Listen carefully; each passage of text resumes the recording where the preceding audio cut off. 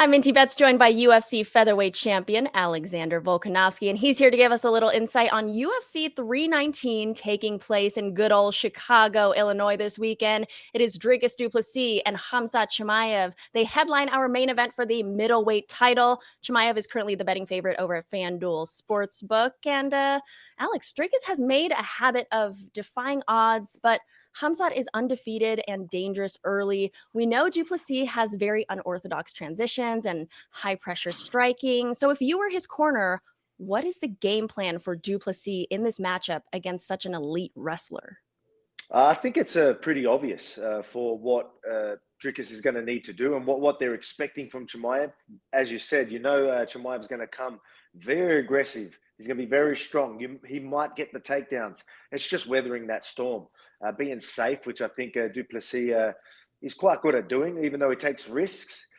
He's very strong. I think just him trying to play it safe and get through that first round, that's going to be the key factor for him, because them later rounds might be a problem for Chimaev. So I think a big part of that game plan is literally weather the storm. They're going to have ways of obviously doing that, but that's going to be a key factor, just knowing that in the scrambles, every time there is a scramble, even if you're losing them, is Chimaev's gas tank getting, lower and lower? If so, is that when you start to pick it up? Because you see, Du Plessis in his last few fights looked great in them last rounds as well, even winning them last rounds. So I think they're going to try and rely on that, knowing that a strong Chimaev is going to be coming at him. Yeah, Du Plessis has been improving with every fight, and I cannot see a world where he gets finished. But I believe if Du Plessis does survive 5 rounds with Khamzat, Dricus has a really good chance of winning. So who do you think walks away with the belt, and how does he do it? It's a tricky one, because even though we say weather that storm, that is a wild storm we're talking about right here. With Chimaev. Chimaev he can even strike. Is he going to be even powerful? But he's just, like, when it comes to the wrestling and grappling, like, he is up there. I've seen him with Olympian wrestlers, just watching clips, and even though, like, I couldn't tell you the name of the Olympic wrestler that literally just won it. So this guy was coming off an Olympic gold and a bigger wrestler as well, like a heavyweight type wrestler. And he was sort of holding his own. And if you know wrestling and know that level of wrestling, for you to even not get taken down within a couple of seconds is impressive. And the scrambles that he was able to do with an elite wrestler like that was very, very impressive. And that just made, like, sort of opened my eyes a little bit of just how good and how strong Chimaev is. And, coming off, a win like Robert Whittaker, the confidence is going to be high. So he's going to be like, I can do the same thing to Du Plessis. So he's going to come out and be very aggressive. So I think he really will be very dangerous early, whether it is in the strikes or can get the submission.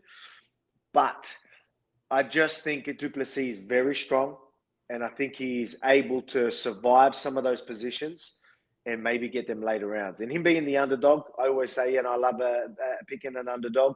I like both fighters, but I think Du Plessis can get away with the win here. Oh man, we're on the opposite sides, but it's okay. I absolutely love Du Plessis. He's been cashing as a dog. He's been very profitable, so I like that pick.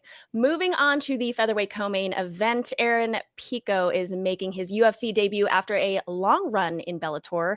What challenges, if any, do you think he'll face jumping straight into a top guy like Lerone Murphy? Well, Lerone Murphy's a very strategic fighter. He's a safe fighter, doesn't take unnecessary risks. He likes to work a game plan and do the right movements to stay away from danger, which Pico is a very dangerous fighter. And I don't know if Pico, I'm sure he has, but I think this is a tough fight for his first fight in the UFC, just purely because of Lerone Murphy, fighting his sort of style and his game plan, heavy type style. I think that's going to be perfect for someone like Pico, because you can't really take too much risk with someone like him. So I think this could be a tricky one for Pico. But in saying that, Lerone Murphy's short notice fight, Pico's been training a very long time, and I guarantee he's training hard. He wants to make a statement his first fight in the UFC. So it's going to be an interesting one, but I think Lerone Murphy is the underdog as well. I think I'm going to go with the two underdogs in the co-main and main event here. I just think Lerone Murphy is going to play it safe, and take the decision. Okay, I like that actually. I have Lerone Murphy as well, 8-fight win streak. He's got the experience in the UFC. Like you said, he's very strategic. And I just have to fade the fighter who has a lot of hype around him and, is coming in making his UFC debut on a co-main event as well. Now let's shift our attention to boxing. Las Vegas, Nevada is hosting a pretty big event on September 13th at Allegiant Stadium. Canelo Alvarez is the reigning WBC, WBA, WBO, and IBF super middleweight champion. He'll put his titles on the line against the undefeated four-division king Terence Crawford, and Crawford returns after a year-long hiatus and is moving up to 168 pounds for this highly anticipated matchup. Who would you put money on to win this one? Alvarez is currently the favorite here. Yeah, so it's this is another tough one because Crawford is so good, and I think he is definitely that new evolution boxer as well. He's really starting to bring in sort of different looks. He likes changing his stances. So I really do think he is a great fighter, but moving up to fight a legend like Canelo, who Canelo is obviously one of the best of all time. It's a tricky one. This one's a hard one for me to pick. I feel like even with the UFC fights, I felt like they were reasonably hard to pick, but so much easier for me to actually, finalize my pick, if that makes sense. So with this one, do I just go with size here? Canelo is that good. I think the size will be enough to get him there, but I guarantee if there's anyone that's smaller than Canelo that can beat him, it's definitely Crawford. There's no one else that stands a chance in these divisions, lower divisions, I believe. But I think I'm gonna have to go. I'm gonna go with the favorite here. You said Alvarez was the favorite, just purely because of the size.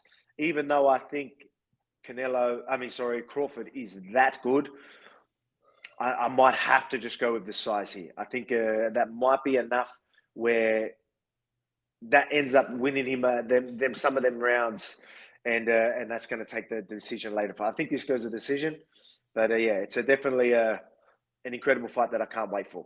Yeah, it definitely is. And I want to ask you real quick, Terence Crawford, coming off a year-long hiatus, you as a fighter, how does like a layoff like that affect you? Is it more mental or physical? Well, it depends on the fighter, really. I think in the boxing world, having a year off, I don't think it's that uncommon. I think it's he would have. I'm sure he's done it before. And from what I know and from what I've seen, when it comes to boxing sparring, they spar hard. They spar like it is a fight. So they go into these sparring sessions like it's a fight. It really seems. So I feel like you won't see as much ring rust in the boxing world, especially after just a year off, maybe 2 or 3 years or something like that. Obviously, the bright lights and all that. That's definitely going to probably play a factor in such a long layoff. But the year, I don't think is so much, and I think it's not that uncommon. And I think that Crawford's probably been here before. I know he could be quite active, but I just think it's something that not as big of a deal as maybe in the UFC having a year off. If that makes sense. Yeah. Yeah, that makes sense. All right, Alex, I hear you enjoy a little bit of American football, and the NFL season is right around the corner. So I got to get your thoughts on a couple things. First question is, what team do you have winning the Super Bowl? And I know you just told me you're a Raiders fan, which I was kind of surprised at. So, I don't know if they'll win the Super Bowl, but I want to know who you think would win the Super Bowl. I can be quite biased, with everything. Every time there's a Australian fighting or whatever it is, I'm just, yep, he's getting the win. You know what I mean? I got their back every single time. So I'm going to have to go with the Raiders. I'm a Raiders guy. So I'm going to say Raiders are going to get it, which, a lot of people might not agree with that, but I'm just going to stick with the guns. But I did warn you, I am biased. Okay, no problem. I mean, me too. I have the Allegiant Stadium map right here next to me, the Raiders behind me as well. Is there any player in particular you like to win MVP? All right. So, again, this is going to be a very biased one here. And there's an Aussie on there, Lucky Tassie, I think his name. I don't know if I got that right. But I know he's a fellow Aussie. He was just here in Australia. So, big dude. Hey, Massive dude. And I'm just like, Aussie, all right, I got your back. So, again, another biased one for you. But, let's go the quarterback. A lot of times if anyone's going to win, it's usually going to be the quarterback. So, yeah, maybe we'll go there. Usually so. All right. The Raiders are in a tough division with the Chiefs, Chargers, and Broncos. New head coach, new quarterback. I mean, I know your expectations are the Super Bowl. Do you have any other expectations for them? Maybe beat the Chiefs twice in the division. I mean, anything new you're expecting? I think they're going to have a great year. I really do. I think every year it's just going to build up quite a bit, and I reckon this one's going to be a nice big jump for us. So that's what I'm picking. Again, could be a bias, but I'm going to make sure I'm there for some of the games as well. So I haven't been able to. I didn't make any games last year, but last season, but I will next season. That's for sure. All righty. Let's wrap up by playing a little game of Would You Rather. Are you ready, Alex? All right, I'm ready. Let's go. What do we Okay. got? Would you rather keep power and lose cardio or keep cardio and lose power? Keep cardio. I think cardio. Yes, definitely keep cardio. Okay. Would you rather fight a close friend or just someone you cannot stand? That's quite easy. Someone you can't stand, I guess. You know what I mean? Like, I'm bad enough when it comes to just people that I don't mind that aren't even friends. I wouldn't say bad enough. Like it's a sport to me, but it does make it easy if you can't stand the guy. That's for sure. Exactly. Would you rather get stuck for 1 hour in an ice bath or 1 hour locked in a sauna? Anyone that knows me knows that I'm not a fan of ice baths, so we'll go in the sauna for sure. I'm more of a sauna guy, not an ice bath guy. Oh, Dana would disagree. He loves his ice baths, doesn't he? I don't believe in them, so it's a lot of people are going to disagree with that, but maybe I'm just too scared to get in there, so I act like they don't work. That's funny. Would you rather take a low blow or get poked in the eye? Uh, I'll say I'll say low blow, which is going to be more painful, most likely. But I've got 4 kids. I don't need any more kids. So if it does damage, we all good. Eyes. I need my eyes. So Yes. let's go with the low blow. All right. Would you rather train in extreme heat or extreme altitude? I'll say that's a tricky one. Extreme heat can be. How hot are we talking? I know this is meant to be quick fire questions. How hot are we talking? Are Man, we I don't talking know. Thailand hot, or because I've done a lot of training over there, I'm sort of used to the heat. I've done it before. Altitude, I've never really done before. I'll say Mm, extreme heat. Either one. I'll say extreme heat because I know whatever if I'm struggling with it, I know my opponent's going to struggle with it more. So, but altitude I've never done before. So let's this is just say true. extreme heat. Have you been to Vegas in the middle of summer, just stood outside for like 10 minutes? I mean, that like crisps your body. That was the extreme heat I was talking about. But humidity also adds to it. So you're Yeah, right to ask follow-ups. yeah, Okay. yeah. I'll say yeah. I'll definitely go extreme heat. I think, even though that'd be nasty, but altitude I'm not sure of. So I'm sure of heat. I've trained in heat before. All right. Would you rather go 5 rounds with a broken nose or 5 rounds with a broken toe? I'll say broken toe. I'll go broken toe. I've broke a toe many times.